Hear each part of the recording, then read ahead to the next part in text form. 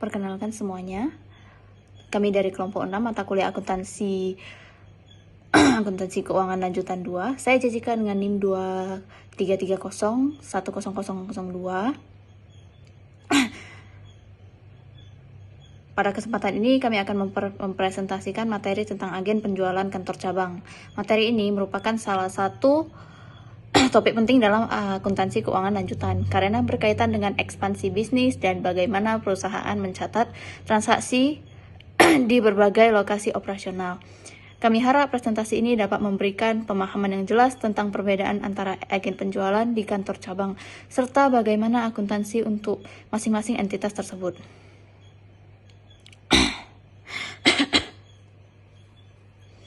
Sebelum kita masuk ke materi utama, izinkan kami menyampaikan alur presentasi. Presentasi ini akan terbagi menjadi 9 bagian utama. Pertama, kami akan menjelaskan tujuan dari pembuatan video ini. Kedua, kami akan memberikan pengantar yang mengaitkan materi dengan kehidupan sehari-hari. Ketiga, kami akan menjelaskan definisi agen penjualan di kantor cabang menurut beberapa ahli. Keempat, kami akan membahas perbedaan karakteristik antara agen dan cabang. Kelima, kami akan menjelaskan metode akuntansi untuk agen penjualan. Keenam, kami akan membahas akuntansi untuk kantor cabang yang lebih kompleks. Ketujuh, kami akan menjelaskan studi kasus PT Ultra Surabaya. Kedelapan, kami akan menjelaskan jurnal eliminasi. Dan terakhir, kesimpulan dari seluruh materi. Dengan alur yang jelas ini, kami harap audiens dapat mengikuti presentasi dengan mudah. Oke, tujuan dari pembuatan video ini ada 3. Pertama, kami ingin mengedukasi audiens tentang perbedaan operasional dan akuntansi antara agen penjualan dan kantor cabang. Banyak orang sering menganggap agen dan cabang itu sama, padahal secara hukum dan akuntansi keduanya sangat berbeda. Kedua, kami ingin menjelaskan cara pencatatan transaksi agen dan cabang secara lengkap, mulai dari jurnal sederhana sampai jurnal yang lebih kompleks. Ketiga, kami ingin menyelesaikan studi kasus konsolidasi sederhana dengan jurnal eliminasi. Jurnal eliminasi ini penting karena membuat perusahaan membuat laporan keuangan konsolidasi transaksi antar entitas harus dieliminasi agar tidak terjadi double counting. Dengan 3 tujuan ini, kami harap audiens tidak hanya memahami teori tapi juga menerapkannya dalam praktek. Sekarang kita masuk ke bagian pengantar. Mari kita kaitkan materi ini dengan kehidupan sehari-hari. Pernahkah Anda melihat gerai kopi yang hanya menerima pesanan online tanpa menyimpan stok barang sendiri? Atau pernahkah Anda melihat toko retail besar seperti Indomaret atau Matahari Department Store yang memiliki gudang dan kasir sendiri di setiap kota? Nah, kedua contoh ini sebenarnya menggambarkan dua jenis ekspansi bisnis yang berbeda. Gerai kopi yang hanya diterima pesanan online tanpa stok barang itu adalah contoh agen penjualan. Agen ini hanya menerima pesanan dari pelanggan, lalu pesanan tersebut diteruskan ke kantor pusat. Agen tidak menyimpan stok, tidak memiliki gudang, dan tidak mengambil keputusan bisnis secara mandiri. Semua keputusan diambil oleh kantor pusat. Sementara itu, toko retail besar yang memiliki gudang dan kasir sendiri di setiap kota itu adalah contoh kantor cabang. Cabang ini memiliki stok sendiri, memiliki karyawan sendiri, dan kasir sendiri dan mengambil beberapa keputusan bisnis secara mandiri meskipun tetap berada di bawah pengawasan kantor pusat. Keduanya adalah strategi ekspansi perusahaan untuk menjangkau pasar yang lebih luas. Tapi tingkat otonomi dan cara akuntansinya sangat berbeda. Nah, di presentasi ini kita akan bahas satu persatu perbedaannya secara detail. Mari kita mulai dengan definisi agen penjualan menurut para ahli.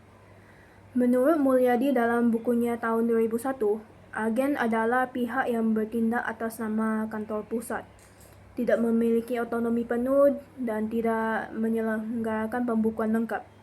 Artinya, agen ini hanya sebagai perpanjangan tangan kantor pusat. Agen tidak bisa mengambil keputusan sendiri, tidak bisa menentukan harga jual sendiri, dan tidak perlu membuat laporan keuangan yang lengkap. Sementara itu, menurut PSAK atau Pernyataan Standar Akuntansi Keuangan, agen tidak diakui sebagai entitas terpisah karena tidak mengendalikan risiko dan manfaat utama. Dalam konsep akuntansi, untuk diakui sebagai entitas terpisah, suatu unit harus memiliki pengendalian atas risiko dan manfaat. Karena agen tidak memiliki pengendalian tersebut, maka agen tidak diakui sebagai entitas terpisah. Semua transaksi agen dicatat langsung di pembukuan kantor pusat. Berbeda dengan agen, kantor cabang memiliki definisi yang berbeda. Menurut Mulyadi tahun 2001, cabang adalah unit usaha yang beroperasi di luar kota pusat dengan otonomi tertentu dan menyelenggarakan pembukuan sendiri. Jadi cabang itu punya otonomi, punya pembukuan sendiri dan bisa mengambil beberapa keputusan bisnis secara mandiri. Menurut PSAK 65 tentang pelaporan keuangan konsolidasian, cabang dapat diperlakukan sebagai entitas terpisah jika memiliki pengendalian atas aktivitas dan sumber daya sendiri. Ini berbeda dengan agen yang diakui sebagai entitas terpisah.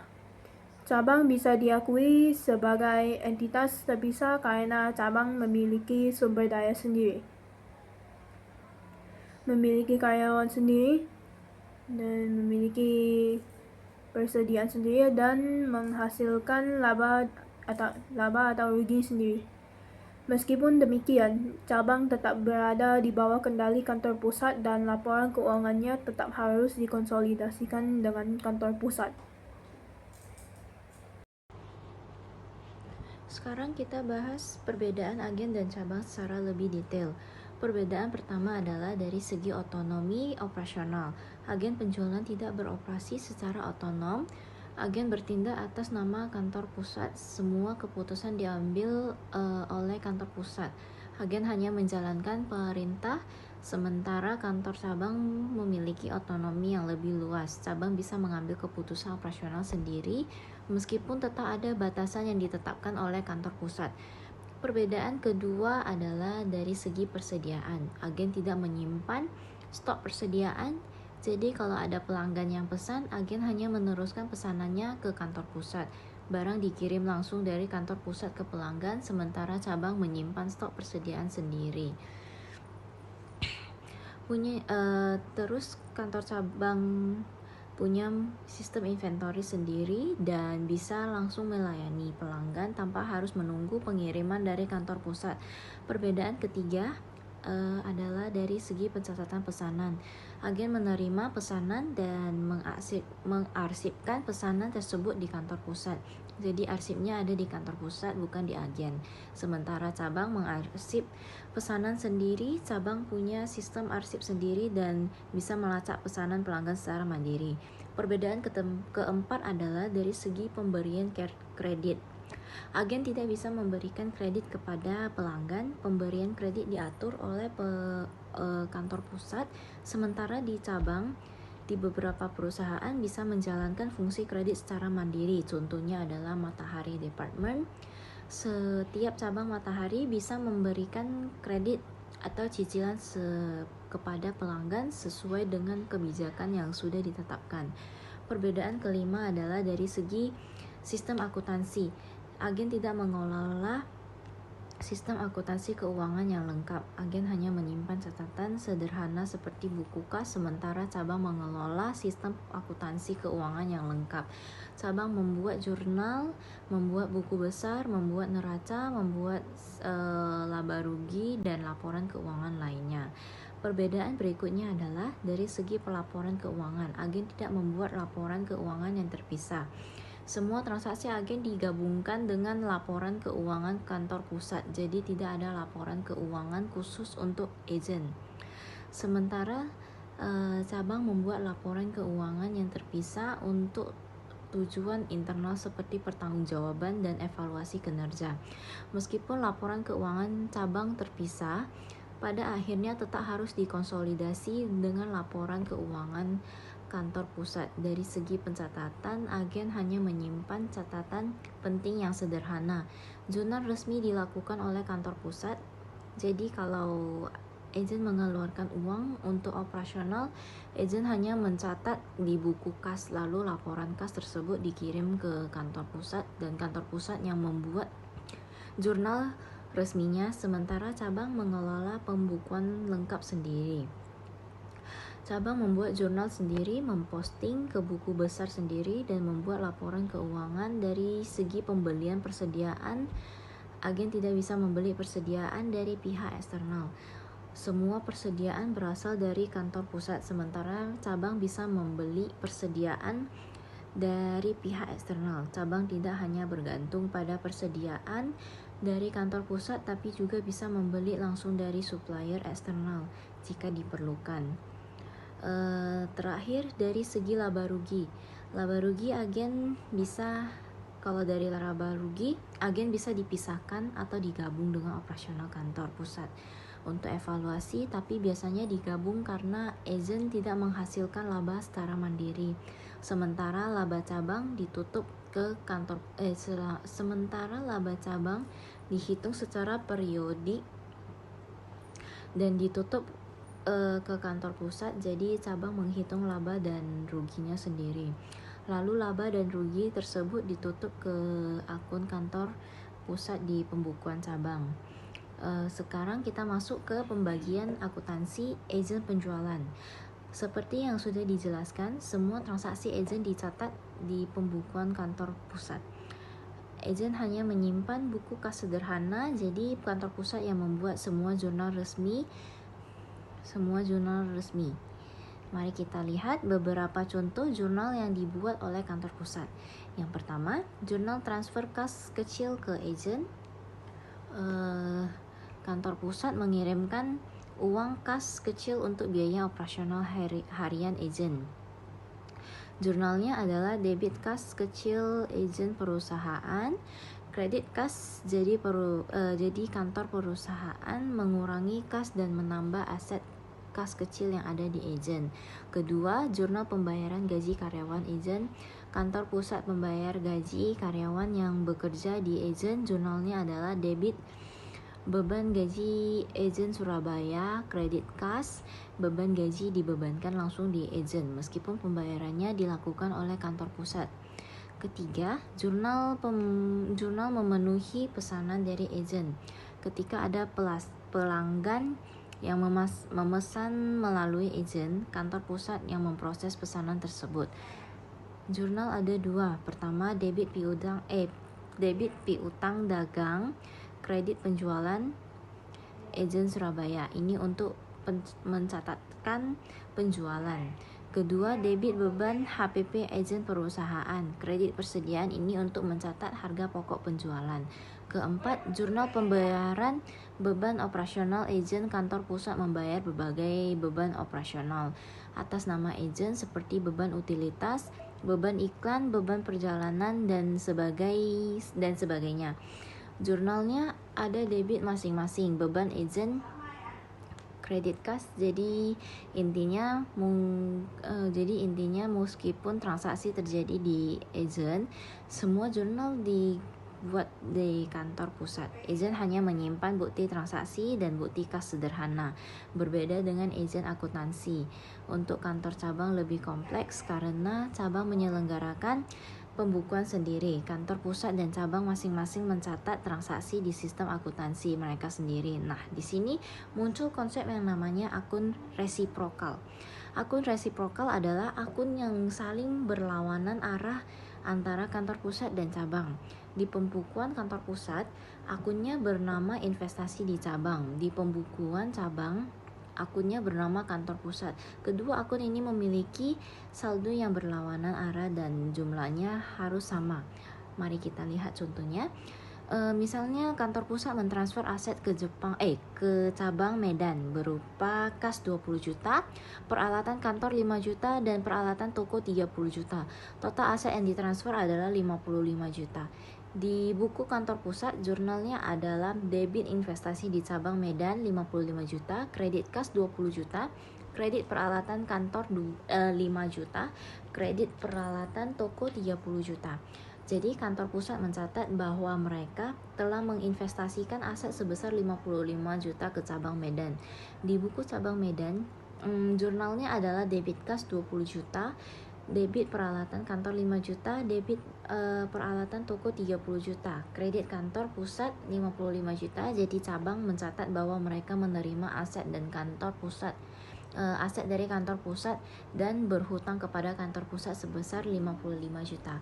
Nah, saldo akun investasi di cabang debit 55 juta, saldo akun kantor pusat di buku cabang adalah kredit 55 juta. Keduanya berlawanan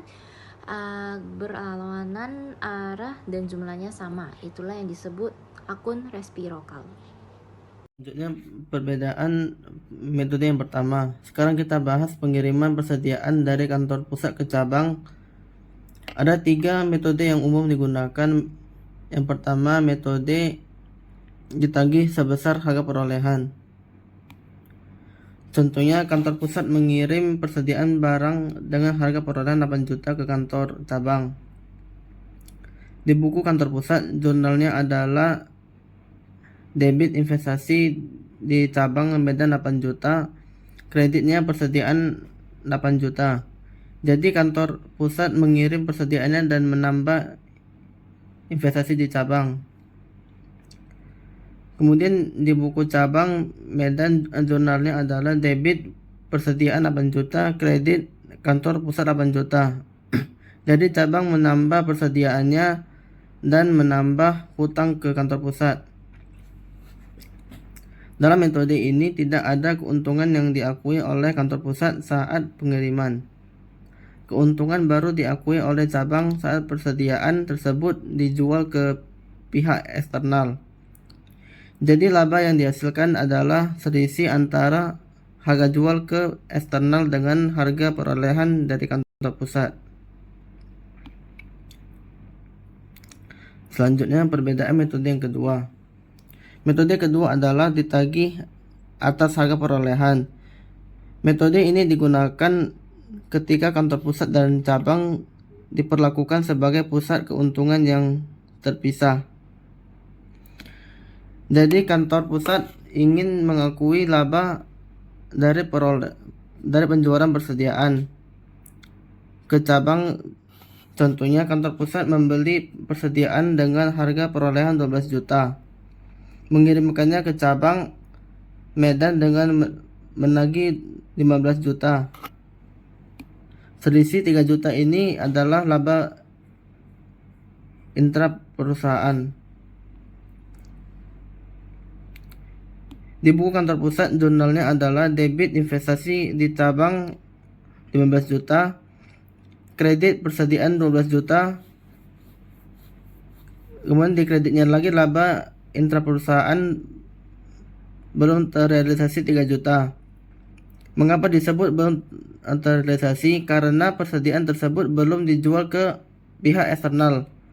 Laba ini baru direalisasi ketika cabang menjual persediaan ke pihak eksternal. Di buku cabang Medan, jurnalnya adalah debit persediaan dari KP 15 juta, kredit kantor pusat 15 juta. Cabang mencatat persediaan sebesar harga transfer, bukan harga perolehan kantor pusat. Akun persediaan dari KP ini nantinya akan memudahkan proses eliminasi saat pembuatan laporan keuangan konsolidasi. Kemudian persediaan metode ketiga adalah ditambah beban pengiriman. Dalam metode ini, beban pengiriman persediaan dari kantor pusat ke cabang menjadi bagian dari biaya perolehan persediaan cabang. Sebagai contohnya, kantor pusat mengirim persediaan senilai 8 juta dan membayar ongkos kirim 100.000. Di buku kantor pusat, jurnalnya adalah debit investasi di cabang Medan 8,1 juta. Kredit persediaan 8 juta, kredit kas 100.000. Jadi total keseluruhannya adalah 8,1 juta yang terdiri dari nilai persediaan 8 juta ditambah dengan ongkos kirim 100.000. Di buku cabang Medan, jurnalnya adalah debit persediaan 8,1 juta, kreditnya kantor pusat 8,1 juta. Jadi cabang mencatat persediaan sebesar 8,1 juta, bukan 8 juta. Beban pengiriman ini ikut menjadi bagian dari biaya perolehan persediaan cabang dan akan diakui sebagai beban ketika persediaan tersebut dijual.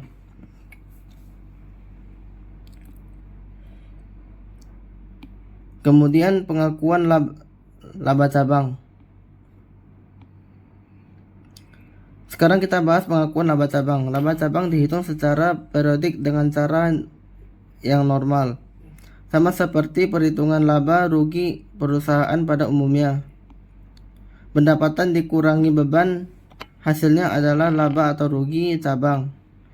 Di akhir periode, cabang harus menutup ikhtisar laba ruginya ke akun kantor pusat. Contohnya, ikhtisar laba rugi cabang Medan memiliki saldo kredit 63 juta, artinya cabang menghasilkan laba 63 juta. Di buku cabang, jurnal penutupnya adalah debit ikhtisar laba rugi 63 juta, kredit kantor pusat 63 juta, jadi laba cabang ditutup ke akun kantor pusat. Di buku kantor pusat, jurnalnya adalah debit investasi dari cabang Medan 63 juta, kredit laba cabang Medan 63 juta. Jadi kantor pusat mengakui laba dari cabang Medan sebesar 63 juta. Namun perlu diingat saat membuat laporan keuangan konsolidasi, laba cabang ini harus dieliminasi karena laporan keuangan konsolidasi hanya mencakup laba dari transaksi dengan pihak eksternal, bukan laba dari transaksi internal antar entitas dalam satu perusahaan.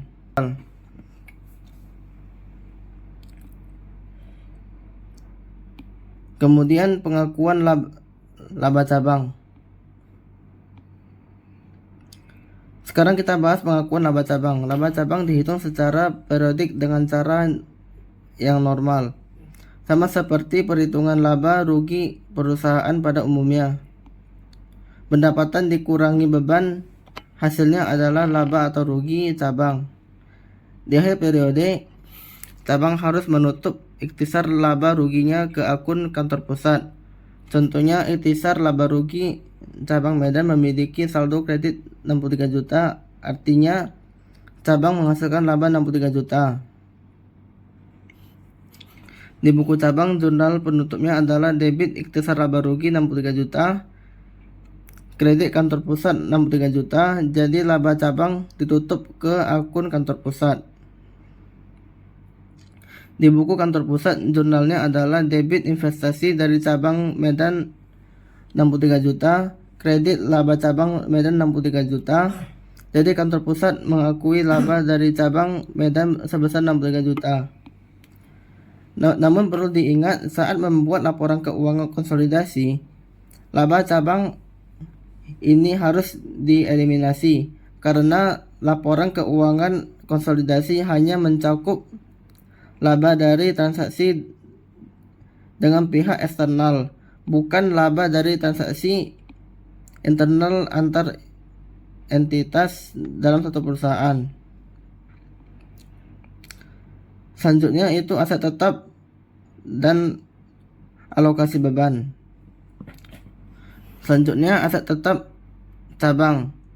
Aset tetap cabang bisa dicatat di buku cabang atau di buku kantor pusat. Jika dicatat di cabang, maka cabang yang mencatat penyusutannya. Jika dicatat di kantor pusat, maka kantor pusat yang mencatat penyusutannya. Ini tergantung kebijakan perusahaan. Kemudian alokasi beban cabang yang terjadi tapi dibayar oleh kantor pusat harus dialokasi ke cabang. Contohnya kantor pusat PT Jaya mengalokasikan beban ke cabang Medan sebesar 35 juta. Rinciannya adalah beban utilitas 14 juta, beban penyusutan 3 juta, dan overhead umum 18 juta. Di buku kantor pusat, jurnalnya adalah debit investasi di cabang Medan 35 juta, kredit beban utilitas 14 juta, kredit beban penyusutan 3 juta, kredit beban overhead umum 18 juta. Jadi kantor pusat mengurangi bebannya dan menambah investasi di cabang. Selanjutnya di buku cabang Medan, jurnalnya adalah debit beban utilitas 14 juta, debit beban penyusutan 3 juta, dan debitnya lagi beban overhead umum 18 juta. Sedangkan di kreditnya kantor pusat 35 juta. Jadi cabang mengakui beban tersebut dan menambah hutang ke kantor pusat.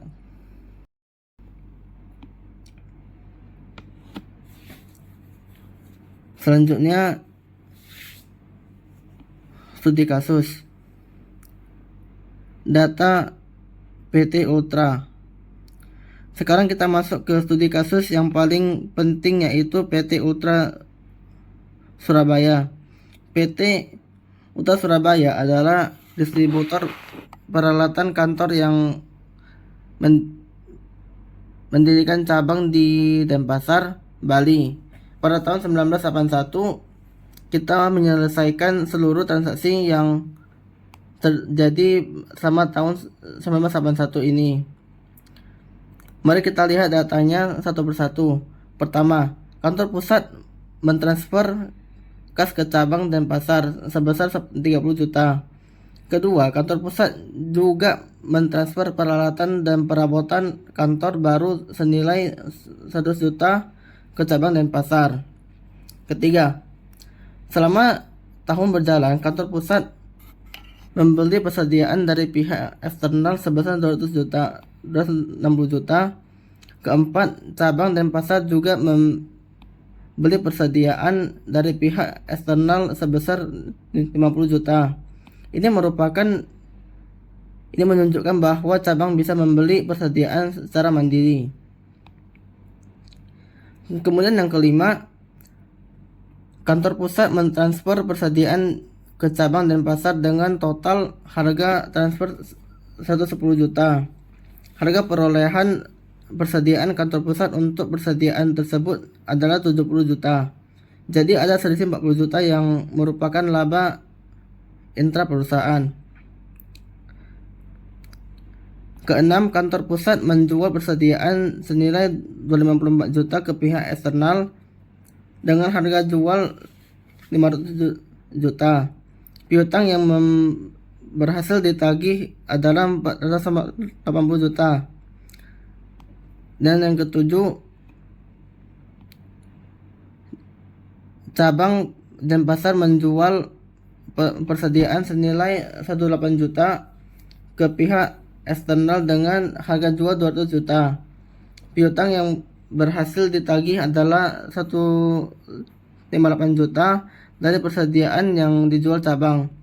38 juta dibeli dari pihak eksternal dan 90 juta berasal dari kantor pusat. Yang ke-8, cabang mengirimkan kas 70 juta ke kantor pusat.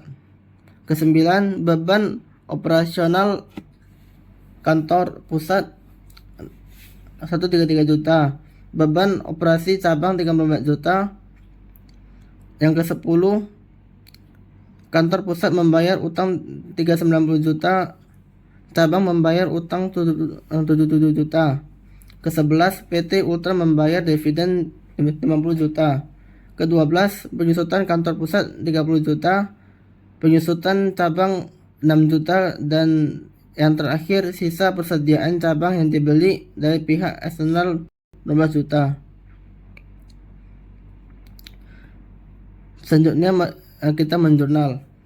Mari kita jurnal untuk transaksi tersebut. Semua angka dalam ribuan rupiah. Transaksi yang pertama, pendirian cabang kantor pusat mentransfer kas 30 juta dan peralatannya 100 juta ke cabang dan pasar. Di buku kantor pusat, jurnalnya adalah debit investasi cabang dan pasar 130 juta, kreditnya kas 30 juta, kreditnya lagi peralatan 100 juta. Jadi totalnya investasi di cabang adalah 130 juta. Di buku cabang dan pasar, jurnalnya adalah debit kas 30 juta, debitnya lagi peralatan 100 juta. Dan kredit kantor pusat adalah 130 juta. Jadi cabang menerima kas dan peralatan dan berhutang ke kantor pusat 130 juta. Transaksi yang kedua, pembelian persediaan. Kantor pusat membeli persediaan dan dari pihak eksternal 260 juta. Jurnal kantor pusat adalah debit persediaan 260, kredit utang dagang 260. Cabang dan pasar juga membeli persediaan dari pihak eksternal 50 juta. Jurnal cabang adalah debit persediaan 50 juta, kredit utang dagang 50 juta. Dan cabang bisa membeli persediaan dari pihak eksternal secara mandiri. Kemudian transaksi yang ketiga, persediaan dari kantor pusat ke cabang dengan harga transfer di atas harga perolehan. Kantor pusat mengirim persediaan dengan harga perolehan 70 juta, tapi ditagih ke cabang 110 juta. Selisih 40 juta adalah laba intra perusahaan yang belum terrealisasi. Di buku kantor pusat, jurnalnya adalah debit investasi di cabang 110 juta, kreditnya persediaan 70, kreditnya lagi laba intra perusahaan belum terrealisasi 40 juta. Di buku cabang, jurnalnya adalah debit persediaan dari KP 110 juta, kredit kantor pusat 110 juta, cabang mencatat persediaan sebesar harga transfer yaitu 110 juta. Jurnal yang kedua. Transaksi keempat, penjualan dari HPP. Kantor pusat menjual persediaan ke pihak eksternal dengan harga jual 500 juta. Jurnal kantor pusat adalah debit piutang dagang 500 juta, kredit penjualan 500 juta. Kemudian mencatat HPP, debitnya beban HPP 254, kreditnya persediaan 254. Lalu menagih piutang, debitnya kas 480, kreditnya piutang dagang 480. Piutang yang belum ditagih adalah 20 juta. Cabang dan pasar menjual persediaan ke pihak eksternal dengan harga jual 200 juta. Jurnal cabang adalah debit piutang dagang 200, kredit penjualan 200, kemudian mencatat HPP, debit beban HPP 128, kredit persediaan 38, kredit persediaan dari kantor pusat 90. Jadi HPP cabang 128 juta terdiri dari persediaan dari pihak eksternal 38 juta dan persediaan dari kantor pusat 90 juta. Lalu menagih piutang, debitnya kas 158, kreditnya piutang dagang 158. Kemudian piutang yang belum ditagih adalah 42 juta.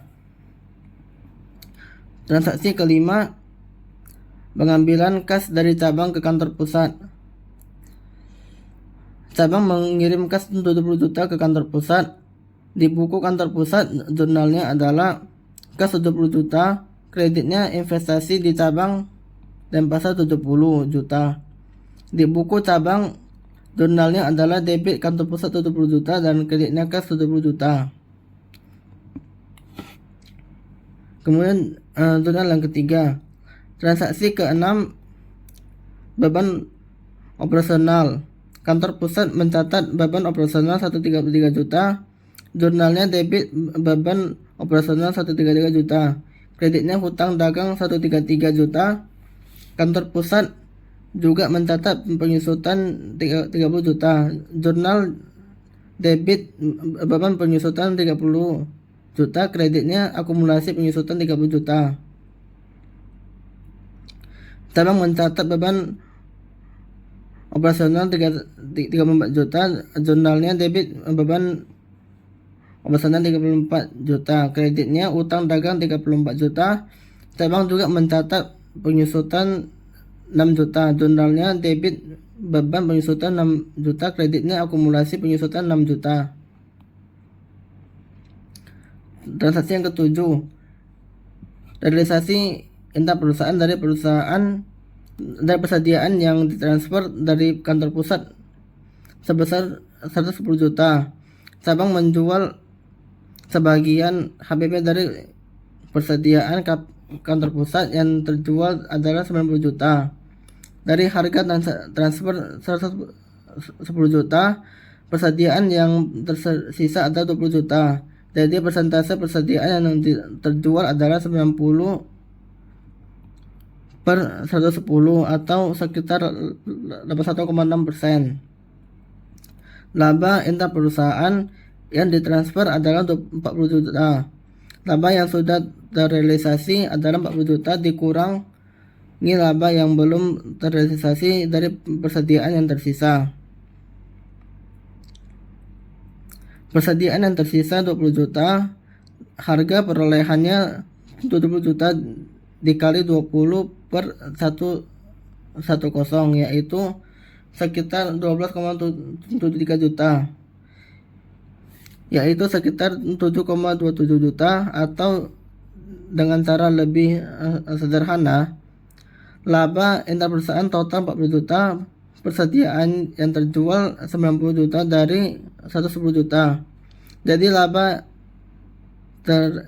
realisasi adalah 40 juta dikali 90 per 110, yaitu sekitar 32,73 juta. Tapi dalam contoh ini laba terrealisasi dihitung 35 juta, yang berarti persediaan yang tersisa adalah 5 juta dalam bentuk laba intra perusahaan. Jadi jurnalnya adalah debit laba inta perusahaan belum terrealisasi 35 juta, kreditnya laba terrealisasi atas pengiriman ke cabang 35 juta. Kemudian jurnal penutup dan eliminasi. Sekarang kita buat jurnal penutup. Jurnal penutup dibuat untuk menutup akun nominal ke akun ikhtisar laba rugi. Di buku cabang, penutupannya adalah debit penjualan 12 juta, beban HPP 18 juta, kreditnya beban operasi 34 juta. Kredit beban depresiasi 6 juta, kredit ikhtisar laba rugi 32 juta. Jadi laba cabang ada 32 juta. Kemudian debit ikhtisar laba rugi 32 juta, kredit kantor pusat 32 juta. Jadi laba cabang ditutup ke akun kantor pusat. Di buku kantor pusat, jurnal penutupannya adalah lebih kompleks karena mencakup operasional kantor pusat dan laba dari cabang. Debit penjualan 400 juta, debitnya lagi laba cabang dan pasar 32 juta, debit laba direalisasi dari pengiriman cabang 35 juta, totalnya adalah 567 juta. Kemudian kreditnya HPP di 254 juta, beban operasi 133 juta, kredit beban dan depresiasi 30 juta, kredit ikhtisar laba rugi 150 juta. Jadi laba kantor pusat sebelum dividen adalah 150 juta. Kemudian debit ikhtisar laba rugi 150 juta, kredit laba ditahan 150 juta, jadi laba ditahan bertambah 150 juta. Terakhir debit laba ditahan 50 juta, dividen diumumkan 50 juta, jadi laba ditahan berkurang karena pembayaran dividen. Selanjutnya eliminasi. Sekarang kita masuk ke bagian yang paling penting adalah dalam akuntansi konsolidasi, yaitu jurnal eliminasi. Jurnal eliminasi dibuat untuk menghilangkan efek transaksi antar entitas dalam satu perusahaan, sehingga laporan keuangan konsolidasi hanya mencerminkan transaksi dengan pihak eksternal. Jurnal eliminasi pertama adalah eliminasi antar perusahaan. Akun investasi di cabang dan pasar di buku kantor pusat, dalam kantor pusat di buku cabang harus dieliminasi. Selain itu, laba cabang yang sudah diakui oleh kantor pusat juga namun dieliminasi. Jurnalnya debit laba cabang dan pasar 32 juta, debit kantor pusat sebelum saldo penutup 170 juta, kreditnya investasi di cabang dan pasar 202 juta. Jadi total yang belum dieliminasi adalah 202 juta. Jurnal eliminasi kedua adalah eliminasi laba dari HPP, laba terrealisasi atas pengiriman barang ke cabang sebesar 35 juta. Ini sebenarnya adalah laba dari transaksi internal, bukan dari transaksi eksternal. Jadi harus dieliminasi dari HPP. Jurnalnya adalah debit laba terrealisasi atas pengiriman ke cabang 35 juta, kredit harga pokok penjualan 35 juta. Dengan demikian HPP konsolidasi menjadi lebih rendah sebesar 35 juta. Kemudian eliminasi yang kedua. Jurnal eliminasi ketiga adalah eliminasi laba belum terrealisasi dari persediaan. Dari persediaan yang ditransfer kantor pusat sebesar 110 juta, masih tersisa persediaan yang belum dijual. Laba intraperusahaan yang belum terrealisasi dari persediaan yang tersisa adalah 5 juta. Laba ini harus dieliminasi agar persediaan dalam laporan konsolidasi tercatat sebesar harga perolehan, bukan harga transfer. Jumlahnya adalah debit laba intraperusahaan belum terrealisasi 5 juta, kredit persediaan dari kantor pusat 5 juta. Jurnal eliminasi keempat adalah reklasifikasi persediaan. Akun persediaan dari kantor pusat di buku cabang sebenarnya adalah persediaan yang berasal dari kantor pusat.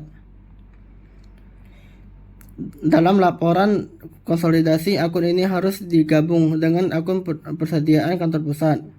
Jurnalnya adalah debit persediaan 15 juta, kredit persediaan kantor pusat 15 juta. Jadi akun persediaan dari kantor pusat ditutup dan digabung ke akun persediaan dan 4 jurnal eliminasi ini laporan keuangan konsolidasi PT Ultra Surabaya sudah mencerminkan posisi keuangan yang sebenarnya tanpa adanya double counting dari transaksi internal. Mari kita rangkumkan kesimpulan dari materi yang sudah kami sampaikan. Pertama, agen penjualan tidak memiliki ekonomi dan tidak menyelenggarakan pembukuan lengkap. Semua transaksi agen dicatat di kantor pusat. Agen hanya sebagai perpanjangan tangan kantor pusat. Kedua, kantor cabang memiliki otonomi lebih besar, menyimpan stok sendiri dan menyelenggarakan pembukuan sendiri.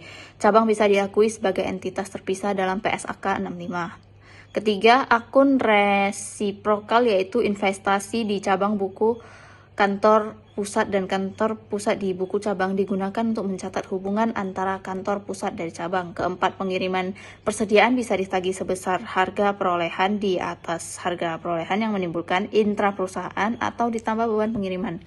Kelima, laba intraperusahaan yang belum terrealisasi harus dieliminasi saat pembuatan laporan keuangan konsolidasi, agar tidak terjadi double counting dan laporan keuangan mencerminkan posisi yang sebenarnya.